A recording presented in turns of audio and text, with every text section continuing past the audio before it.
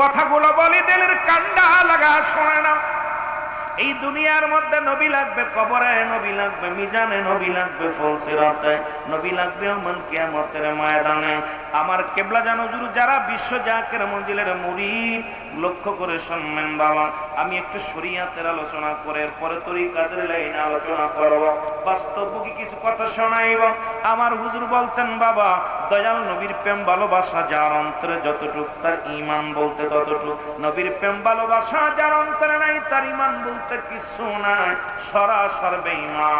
এখন নবী কয় এই দুনিয়ার মধ্যে আগমন করলাম হায়াতি খায়রুল লাকুম, নবী কয় আমার উম্মতিরা রে, এই দুনিয়ার মধ্যে আমি আগমন করলাম আমার উম্মতের কল্যাণের জন্য। জোরে জোরে চিল্লায়া বলা যাবে না মারহাবা।